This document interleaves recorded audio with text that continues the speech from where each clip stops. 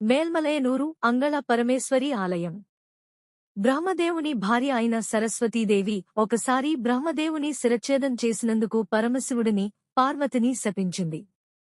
శివుడు మరియు బ్రహ్మ ఇద్దరికీ ఒక్కొక్కరికి 5 తలలు ఉన్నందున పార్వతి పూర్తిగా గందరగోళానికి గురై బ్రహ్మదేవుని తలలలో ఒకదానిని నరికివేయమని శివుడిని కోరింది. ఒకసారి బ్రహ్మదేవుని తల నరికితే అది శివుని చేతులకు తగిలింది. అతను ఆకలితో, నిద్రలేమి మరియు శ్మశానవాటికలో కూడా తిరుగుతాడని శపించబడ్డాడు. పుర్రెపై ఏది పెట్టబడిందో అది బ్రహ్మ తల తెగిపోయి తిని, శివుడు బాగా ఎండిపోయి, ఆకలితో ఉన్నాడు.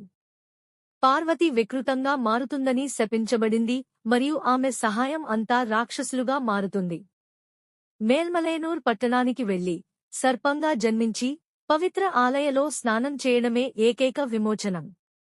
ఆ విధంగా ఆమె తన పాపాలను పోగొట్టుకుని ఈ మందిరంలో తన కీర్తిని తిరిగి పొందింది.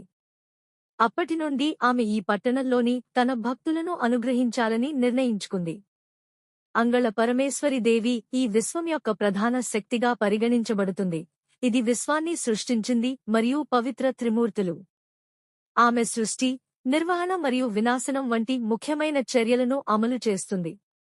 పవిత్ర త్రిమూర్తులు ఆమె చేతులు మరియు ఆమె కోరిక, చర్య మరియు జ్ఞానం వంటి 3 ముఖ్యమైన విషయాలను నియంత్రిస్తుంది. ఆమె స్త్రీ-పురుష పాత్రల సంగమం. ఇక్కడ కుడివైపు స్త్రీగా మరియు ఎడమవైపు పురుషుడిగా తీసుకుంటారు.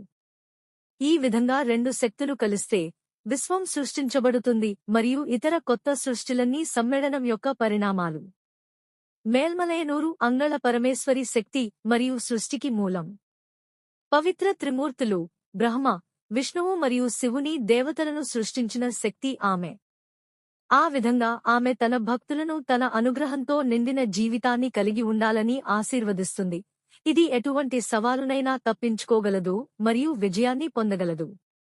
సంతానం, వివాహం మరియు దంపతుల మధ్య మంచి అవగాహన మరియు సంతోషకరమైన జీవితం కోసం ప్రజలు ఈ ఆలయంలో పూజలు చేస్తారు. ముఖ్యమైన పండుగలు తమిళ నూతన సంవత్సరం మరియు లక్ష దీపం. ఇక్కడ ఆలయం మొత్తం చిన్న దీపాలతో అలంకరించబడి ఉంటుంది.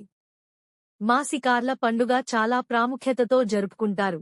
ఇక్కడ ఆలయ రథాన్ని వీధుల్లో ఊరేగిస్తారు, దానిపై దేవతను అధిరోహిస్తారు. ఇతర ముఖ్యమైన పండుగలు దీపావళి,